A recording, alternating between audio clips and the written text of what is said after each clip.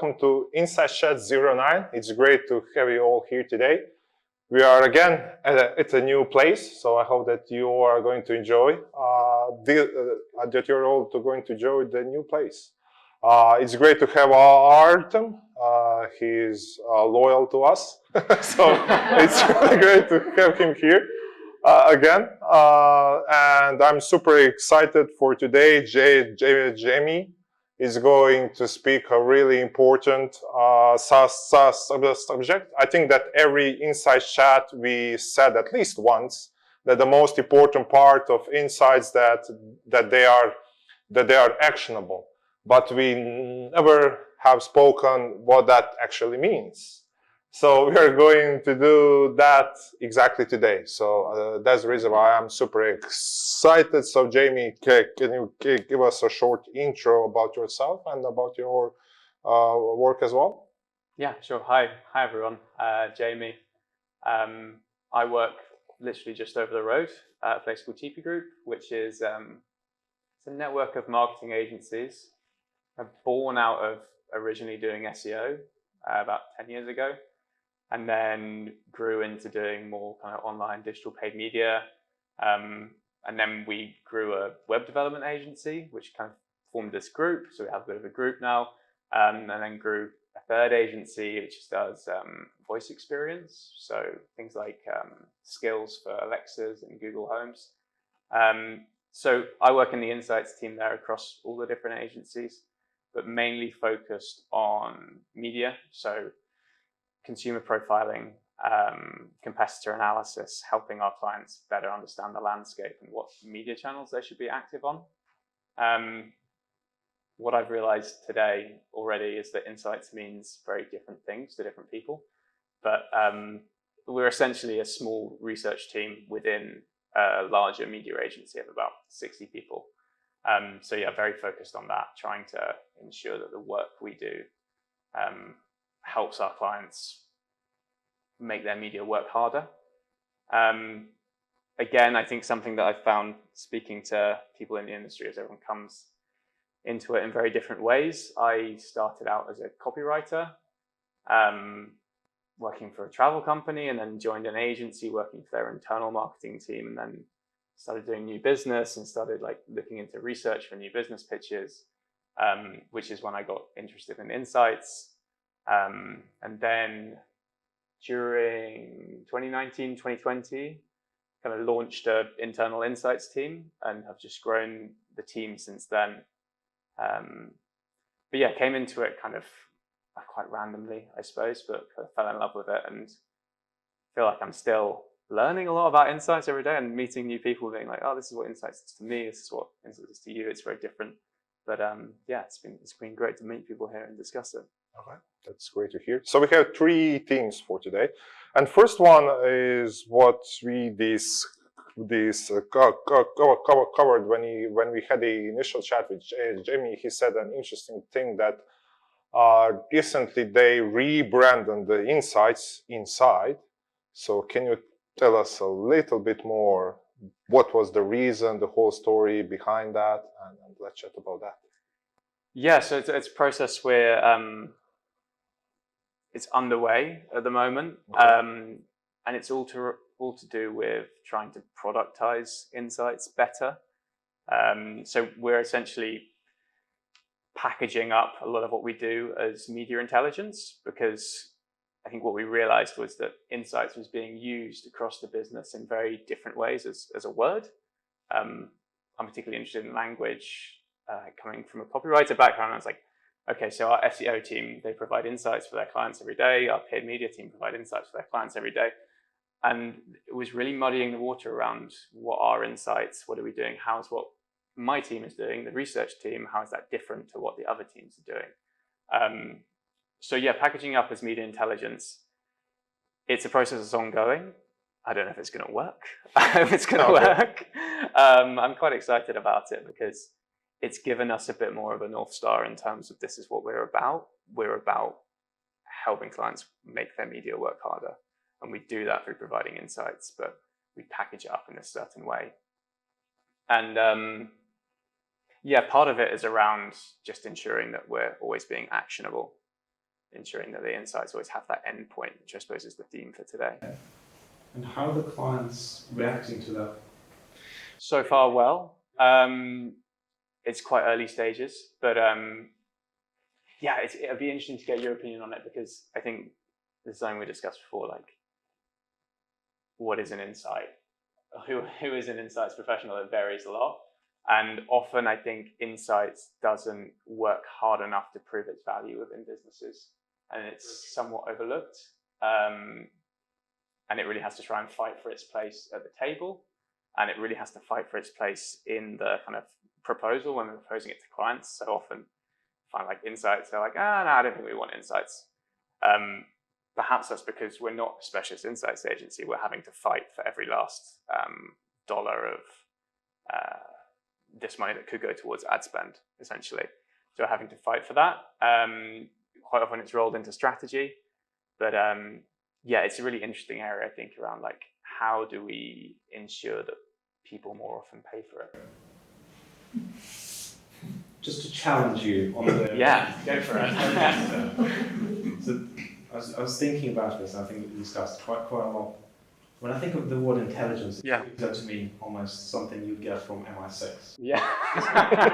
Piece of paper, but that piece of paper often doesn't mean anything unless there's an insight out there. So the insight, and I think we've been speaking to some of the guys here today, often is the so what, that meaningful golden gem that leads to actionable, meaningful things you could do off the back of it.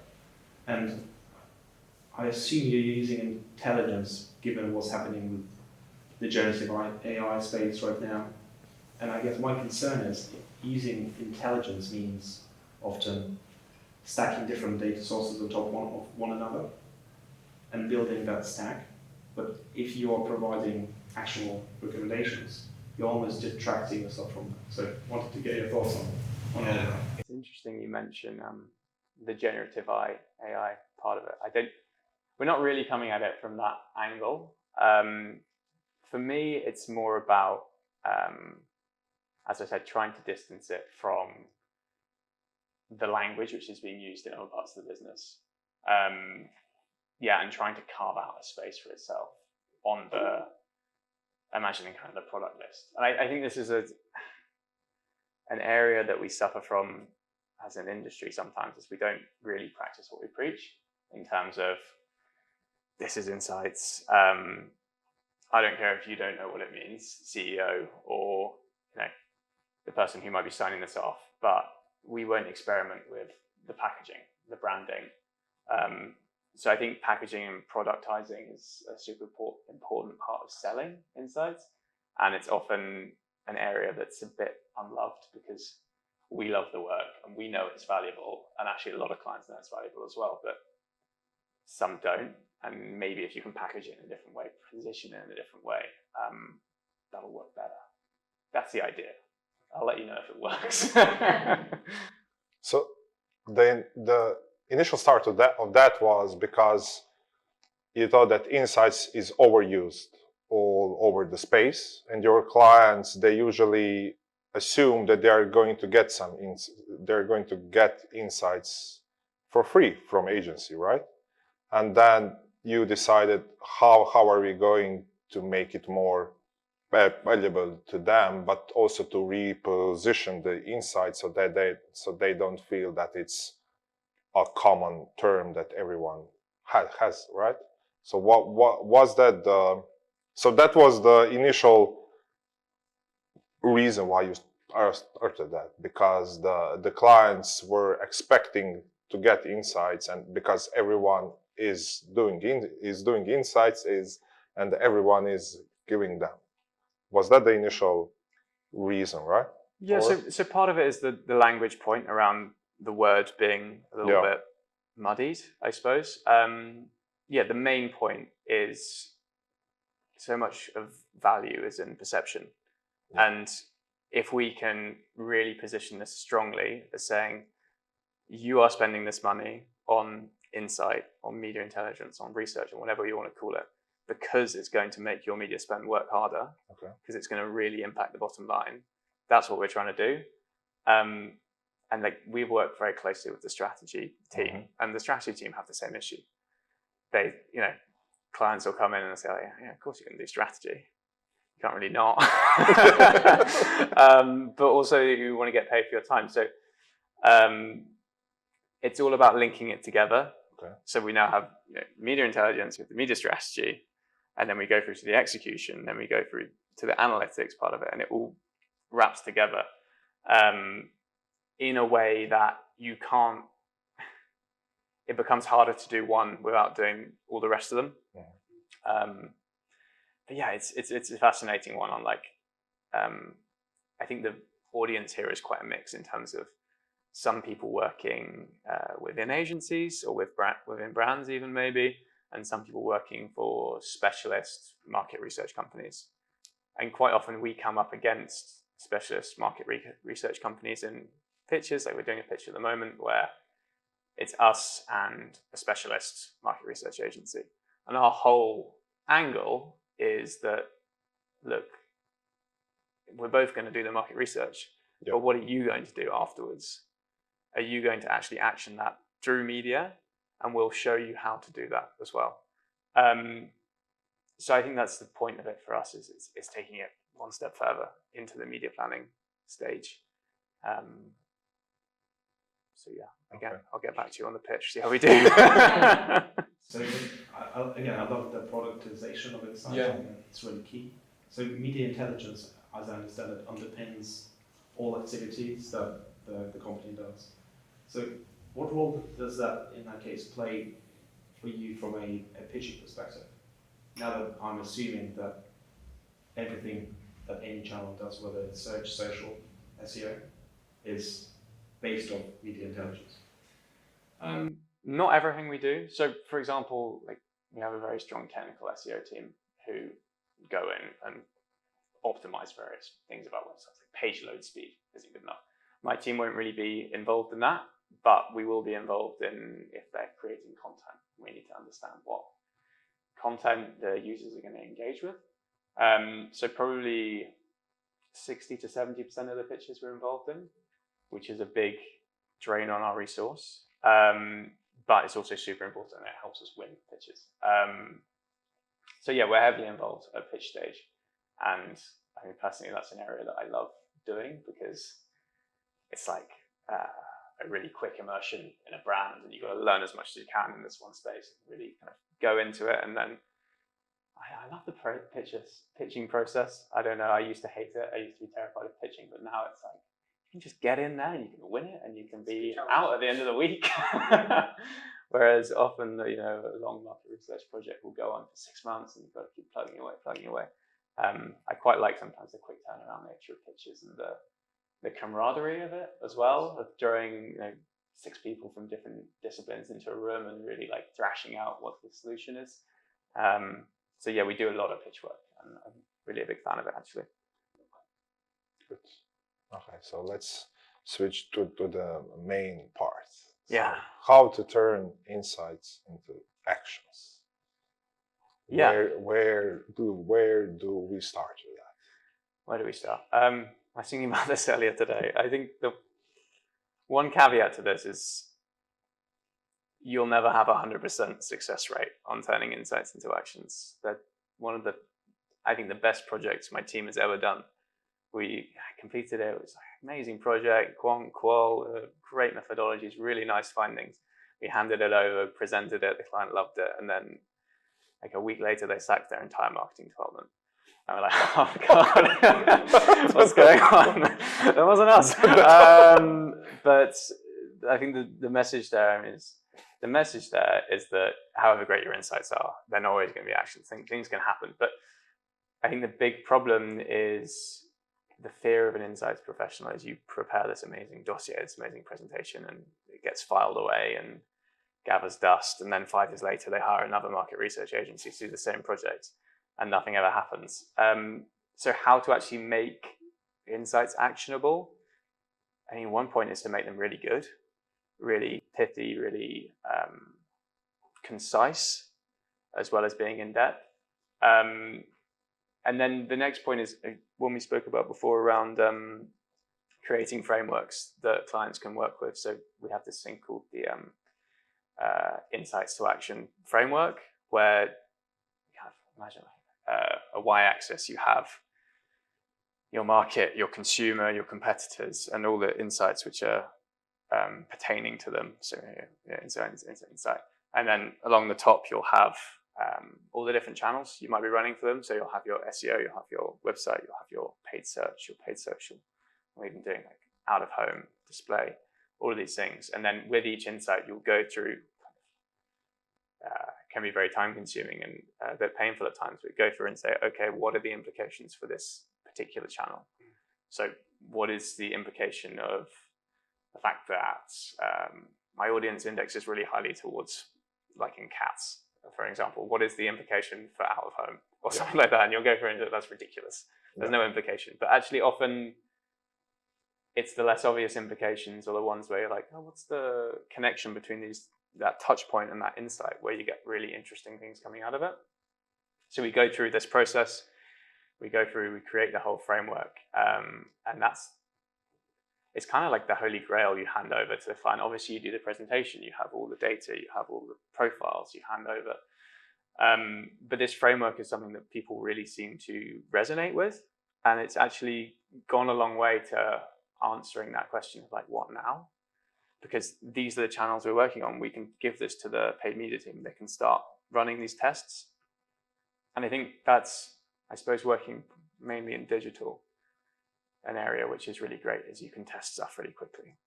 And you can say, look, we've got this idea around messaging based off this insight from the qual work we did. Can you go in and spend a few £1,000s testing it on paid search or on Meta? So yeah, that's a key part of it, is having this framework in place. As I said, being concise, having great insights, also understanding that not all your insights are going to make it to see the light of day. But yeah, it's sad. And then another thing I think is really fighting for them. And that's an area where there's no framework for fighting for your insights. But again, I think as an industry, maybe we underperform sometimes. Is we love the work. Often we're technicians, we love research, we love understanding these problems. And we hand them over to the strategy team, to the client or whoever it is. And then it can quite often, get forgotten that this came from an insight, and this whole strategy came from an insight. And I think you have to fight for that. And you have to say, look, this is the great thing we did led to this. And it's, that's not changing if it's getting actioned or not, but I think it's going to come back in a virtuous circle if you can say, look, this insight led to this marketing campaign, led to this 100,000 new users. Let's do more insights. Let's invest again. And if you can fight for that, fight for your finding, I suppose, through the whole process, then I think that really helps. There's a way to maybe tackle the challenge you're experiencing, is make your insights really expensive. Yes.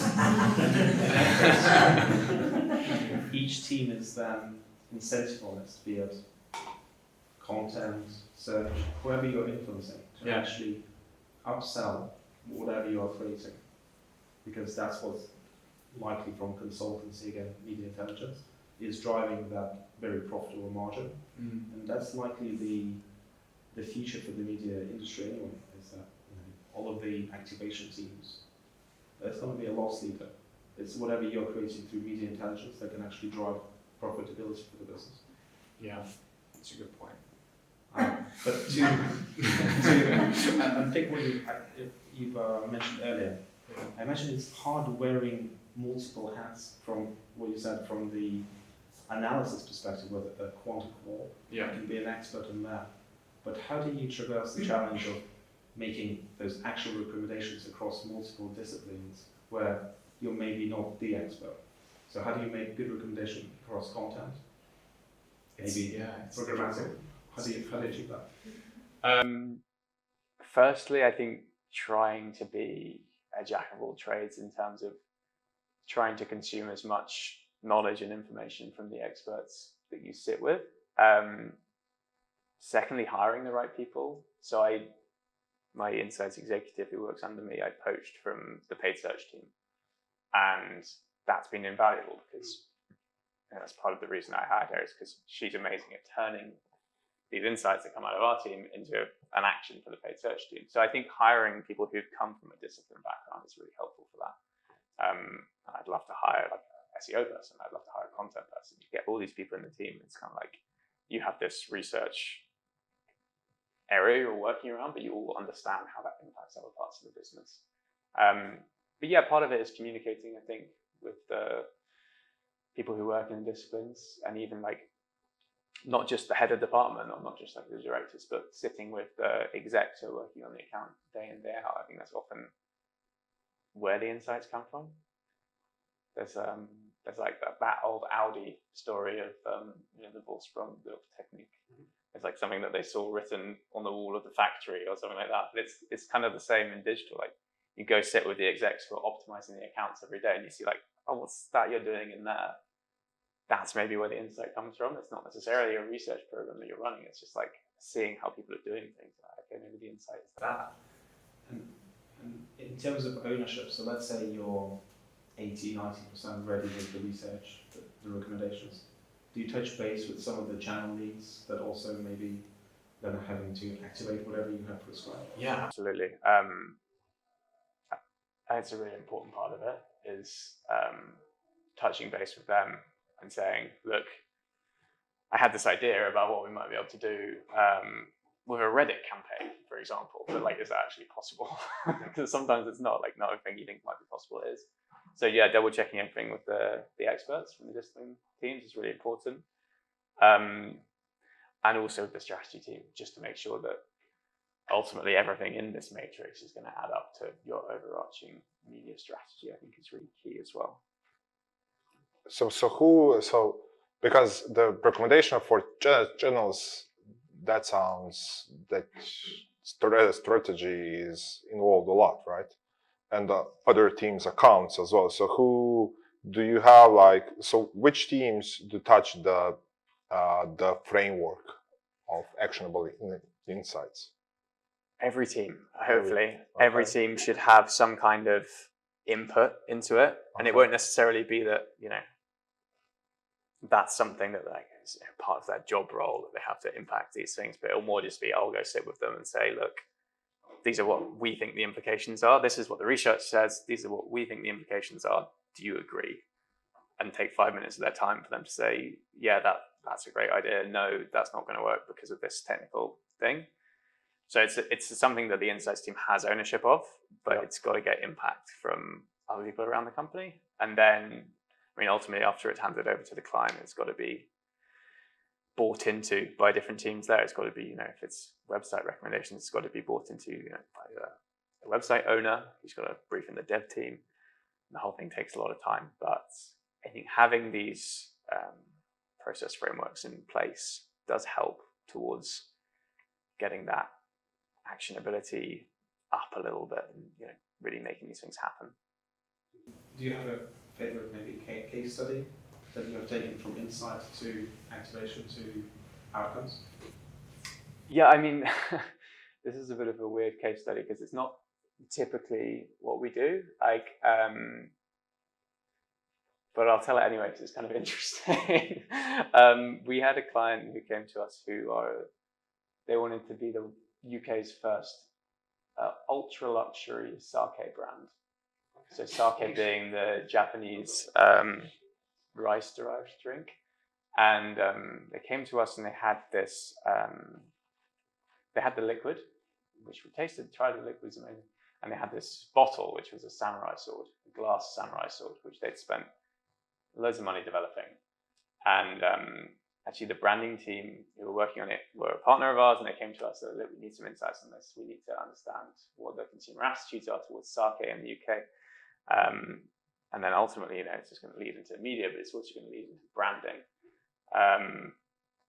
So we went out, pounded the streets of Soho, went to all these restaurants, because it was going to be on-trade and off-trade, so restaurants and also direct-to-consumer. Went to these restaurants with this glass samurai sword. And everyone in the restaurant was like, but we can't stock that. It's not going to fit in the fridge. And that was the insight, that's the big problem, is no one will actually buy it for the restaurant because it's not going to fit in the fridge. And there's no way around that. You can't buy them a new fridge. So once we realized that was never going to work, we're like, okay, so we need a new angle we're going to go into. And then the big thing we uncovered was that everyone's experience in the UK with sake is that you have it hot. So I told people, like, what do you think about sake? I was, oh, you have it hot. And I was like, actually, this sake is meant to be drunk cold. And that ended up being the whole brand message was around like temperature and taking this idea of it being hot and like flipping on its head. It's actually made in an igloo and it's like -40 or something like that. And that one ended up being the whole brand message. And they were just starting out, and now they're doing really well. They're in Sushi Samba, they're in Annabelle's, they're in all these fancy restaurants. And my favorite ever, like, when you have results at the end of a case study, they now have Kate Blanchett on the board. It's like a celebrity influencer. I'm like, that's my best result ever. A celebrity. Yeah, so that's a bit of a weird one, but I just thought it's quite funny. That's a brilliant one. Yeah. Okay, so what did we set then for the insights? Concise, you need to fight for them. You need to have a framework where you put recommendations per channels. Mm-hmm. Like anything else, would you add on that?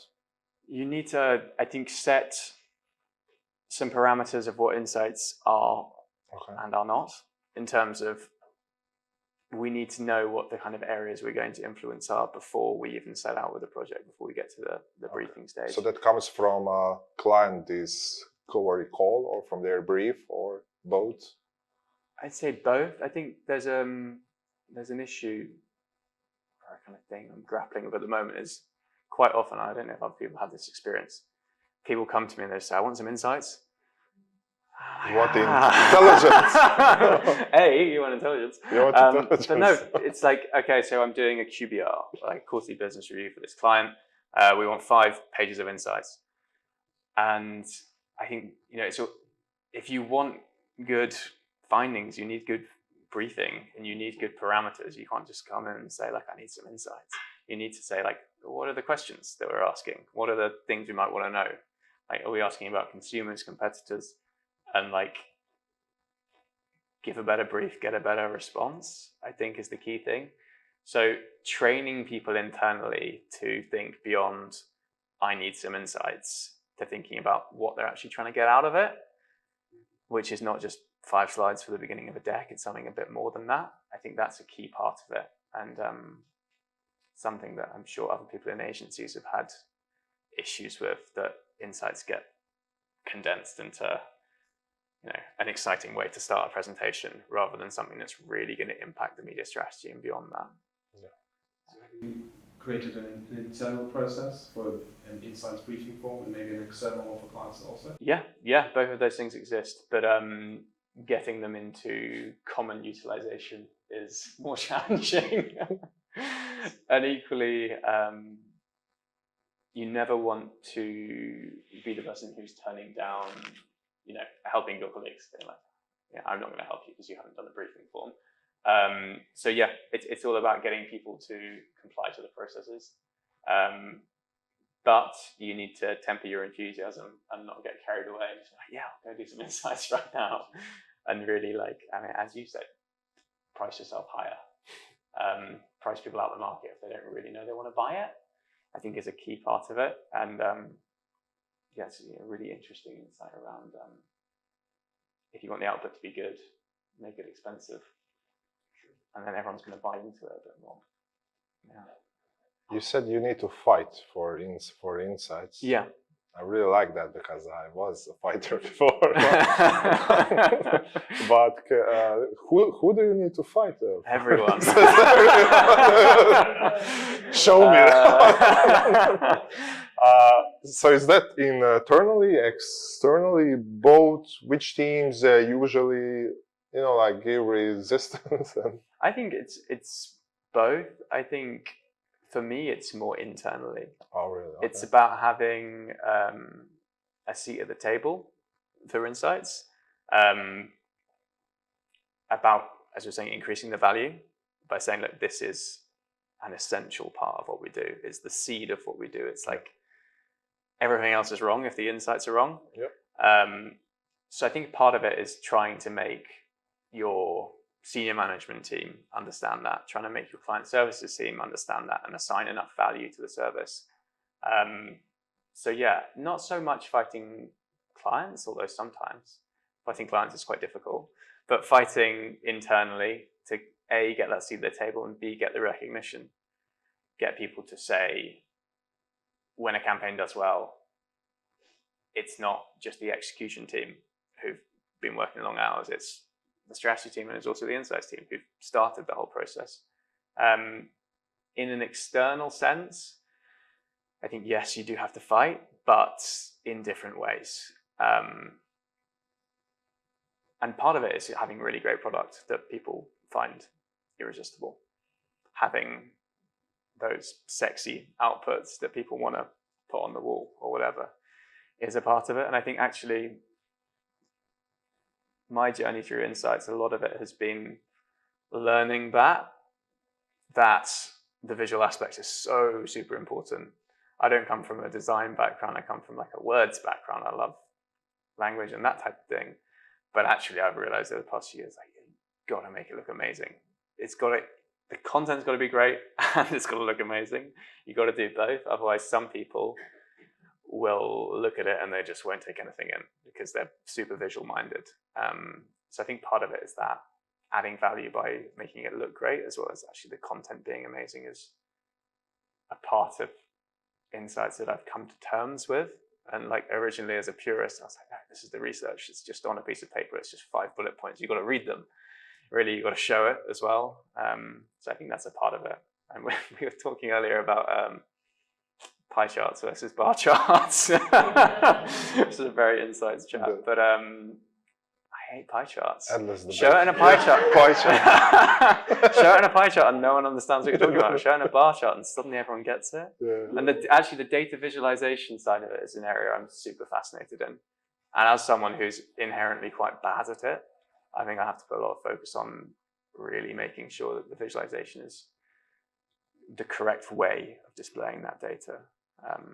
Yeah, I'm sure that's a challenge that everyone has around displaying data in the most optimum way. Yeah, pie charts or pie charts. And how have you brought that in, the idea of good storytelling with data? And especially thinking, I think the challenge often is you maybe go there, or someone in your team could go there, but how do you, I guess, standardize the outputs across the team? Yeah, I mean, that's part of building a team, isn't it? That different people have different skills. Standardizing something like that is really difficult. I think it's about all working together and letting people play to their strengths, letting someone who's amazing at the narrative take the deck before it goes to the client and say, look, I've read through the whole thing. I wasn't involved in the project, but I've just read through the whole thing and it doesn't make sense as a story. Each slide makes sense, but there's no story there. There's no narrative.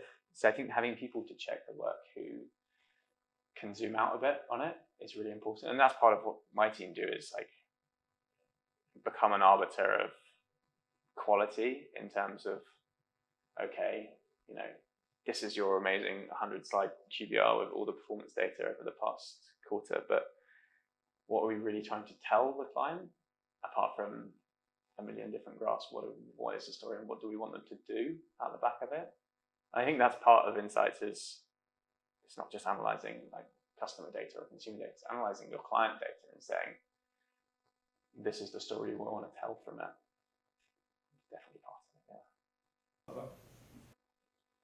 Good. And one more from me. So you said earlier that you competed with market research Yeah.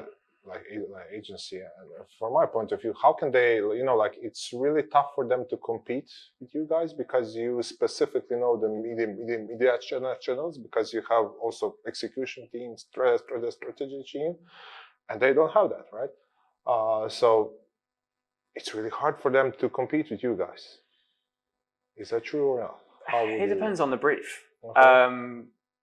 If it's a brief which is very prescriptive on the methodologies that it wants the insights to be performed in, Like, for example, if they've said we want to do 20 focus groups, Yeah. my team won't do that because we simply don't have the resource Yeah. to be doing. We could hire an agency to help us do 20 focus groups, but that would be not really the optimum use of the client budget. Yeah. So I think if it's a really prescriptive brief where it's like, we know exactly what research we want, that's when the research agency will beat us 9 times out of 10. Yeah. But sometimes you can flip a brief on its head and say, okay, yeah, we know you want this method, but actually what do you want? You don't want a methodology, you want an output. Yeah. No one wants a focus group, really. You want the findings from it. So if you can flip it on its head and say, look, we'll get these findings, and then we'll take it further, we'll do what it means for your media, we'll help you activate it, whatever. I think that's an area where we do compete and we can win. But yeah, there's always a right agency for a problem, probably. And if you're a Unilever or something like that, you have incumbent market research agencies who we're never going to get a piece of that pie, so we're not going to try. Yeah. Like often when we're doing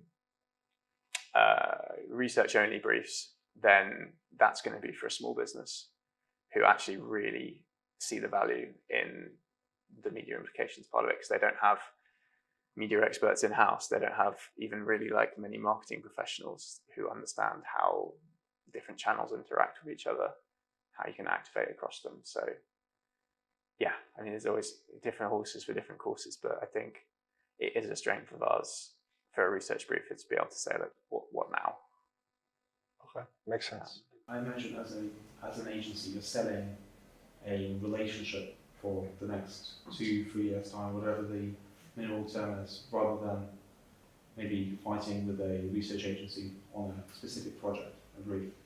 Yeah, I mean, sometimes we do projects as well. Like sometimes it will be just a research and strategy project, and they'll get their existing agency to execute it or someone else to execute it, or it'll just be like, we want almost like a consultancy piece of work.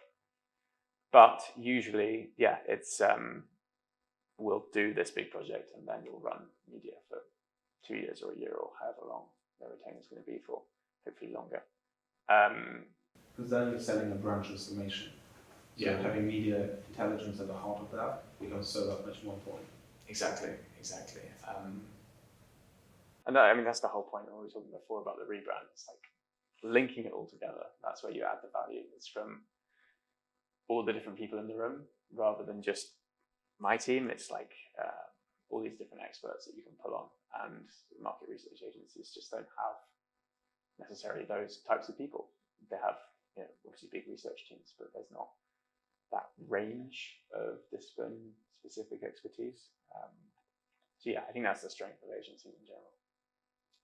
And do you view as well, before the Q&A, just one last one from me, do you view like insights one time off and the intelligence more as a continuous value of insights? Was that the reason as well, like, or that's just my point of view?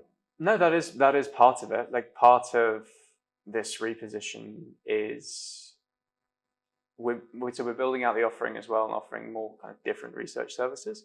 And part of it is we want to be able to do fewer projects and more retainers. So do more quarterly analysis type projects, do more work with our existing media clients, and do less work on individual research projects for smaller brands where you're going through a complex, time-consuming pitch process, which takes up loads of resource, and you're competing on price with 2 or 3 other agencies, and it's very hard to actually deliver the whole thing with any level of profit.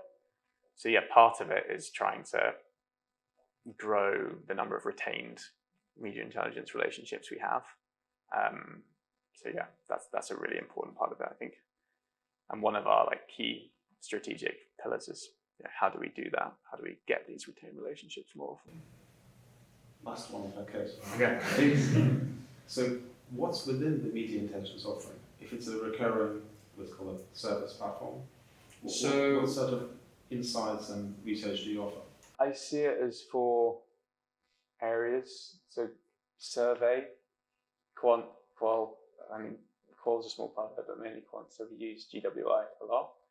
YouGov as well. YouGov profiles is like really key for profiling for media planning, essentially. So as the quant side of the offering, either it's through these third-party tools or it's bespoke surveys that we're delivering on a niche product. Then social, so social listening. What can we understand about the brand, the competitors, and what does that mean for messaging from social listening? And then site itself, understanding how consumers are reacting or interacting either with the website of the brand. So you're going into the GA, but you're also looking at things like heat mapping. So where are people spending their time on site? Where are the key drop-off points in the journey? And then tying all these things together, I think, is the most important thing. So how do your findings from GWI relate to your social listening findings, and how does that relate to what's going on the site? And then the last missing piece is search. So you've got these 4 things, and they're all providing data, which is kind of feeding into this central core of data. And yeah, I love looking at the interaction between search and social and then site. And if you can tie it all together, that's where the real value comes from. And we've been looking at that a lot recently. It's like understanding language, using NLP and things like that to understand searches, messaging, and looking at social as well and understanding what the sentiment's like. So yeah, those are the 4 data sources that we're really pulling in. And with each of those, there's different areas that they're really good for. Okay, we can now switch to Q&A. Do we have any questions from the audience? Yes. Oh, easy question. Did they change the bottle design? Yeah, they did. What did they change it to? Something much more traditional. But it looks nice. It's clean now, and it fits in the fridge, which is great. But yeah, apparently it's selling well. Unfortunately, I can't afford it. We'd love to see the bottle though. I'm sure it was stunning. It was quite funny because we did. I had to go to White City to Soho House to do a tasting, and I was like carrying around this massive bottle in a cardboard box. I was in the lift, and someone was like, "What's in the box?" Oh, that's a samurai sword. I was like, "I don't believe you." But yeah, that was a fun project, I have to say. Yes. Okay. You mentioned that you have 3 core offerings in the business, so like 3 different business offerings. How do you nurture innovation? How do you know when something needs to become like an actual product? Like, how do you kind of spearhead the future of the business? Good question. So in terms of growing the agencies, it's all very much been like we've never acquired an agency. We've never, I don't think we've ever really necessarily set out to be like, we're going to, do this. This is going to become huge. But so the first agency was web development, and it was simply that we had this agency who did loads of search, and we were getting massive bottlenecks from our clients in terms of they didn't have dev resource to implement all the things we were telling them to implement. And also we needed to be able to make digital creative really quickly. So it made total sense to launch a design and dev agency. And then the second agency we launched, the voice experience one, came out of our head of SEO getting really interested in voice search. And suddenly he was like, oh my God, let's build this tool which could track voice searches that were going on and understand that. And that just kind of snowballed into its own agency. So I would say the CEO is very good at fostering innovation and making bets on things that are small but might get big. How do you know if something is going to become its own agency? I think it's just a question of demand. And if it doesn't work, it doesn't work. It's actually demand and taking a bit of risk, I suppose. Cool. I think my questions was more around, sort of when you work with creative agencies, they're so close to their work that it's so hard for them to accept change and probably an impact or an optimization or how, you sort of make a difference to the inside. What you might provide to them So how do you deal with that when you work with creative agencies on their work for your clients? Working with creative agencies, it's not something we actually do a huge amount. So quite often we'll work with a client who has a creative agency and we're the media agency. We're not often, if it's a bigger client, we're not often, doing the creative concepting and that type of thing. Occasionally we're taking the creative concept and we're making new assets which fit various different social platforms. In my experience, I've never really done much critiquing of creative work, if that's what you mean. I'd love to do more ad testing and that type of thing. It's like really fascinating, but it's not an area we've massively done. So I don't think I've ever had to say something to a creative that they've really disliked, if that's what you mean. But I imagine it's a difficult conversation to have. Cool, thank you. I wanted to ask about working with internal teams. You've mentioned earlier a bit, and when you work with clients and how sometimes projects just die out because they're not activate some clients plan, so that can happen. But working with internal teams, I find difficult as well. One aspect of the education you were saying on what does insight mean to them and what does insight mean to you, that's important, but how do you come across that, make sure they activate against it or they trust you, they actually believe you and make sense of it. You mentioned you go and ask for their input into it, but to make sure they do actually do something with your work and they trust your team, how do you go about that?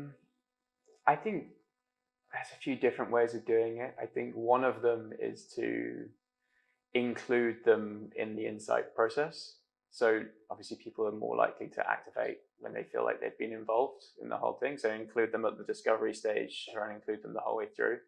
And I think the second thing is just to be annoying and not be scared to go sit next to them and prod them and say like, oh, I remember all those great insights, like, are we doing anything with that? Because so often, so often like there's been some big explosion on this account and, this is going on or whatever. And, a lot of working on the accounts day to day is it's very easy to forget about that research project that was done a few weeks ago. So I think, involve the team. Don't be scared to be a bit annoying. And also shouting about the work is really important. Like we do, probably most agencies do this, but like a monthly all agency meeting where we always try and show, we'll talk about a project we've done on a client. And then often after that, the account team on another client will come up to me and say, oh, that's super interesting. Like, I think that could be applicable to this different client. Let's try and run the same thing. So I think shouting about the work is important too.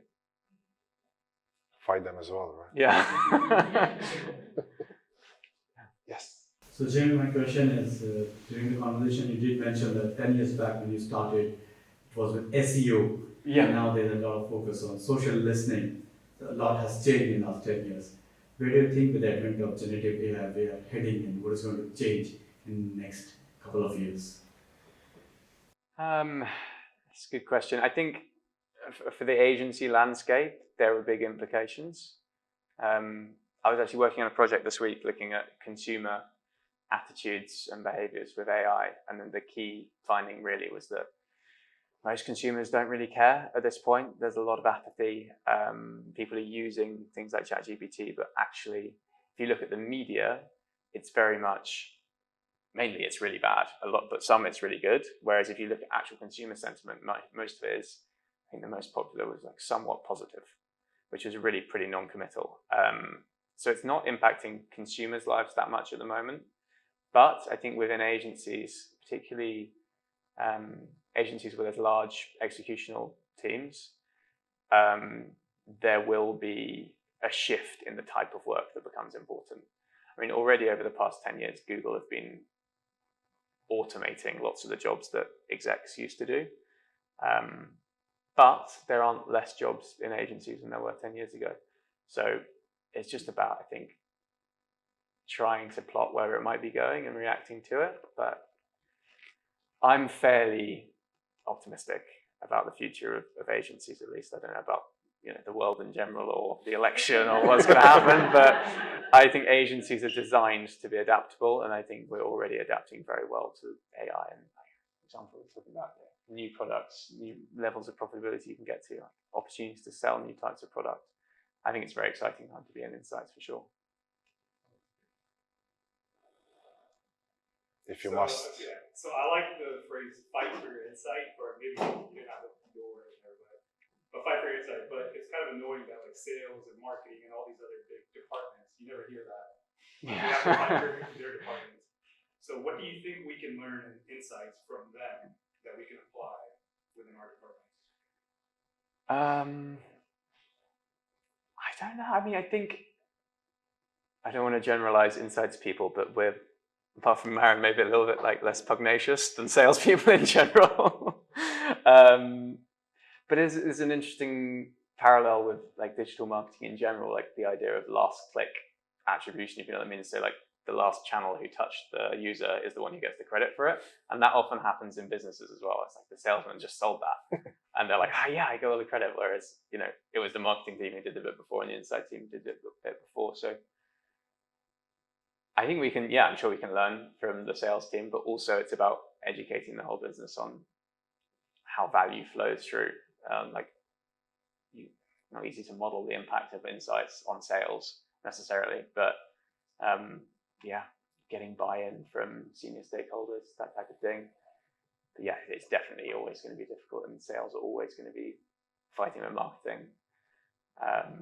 So yeah, it's very challenging, but I think something we've got to try to do at least.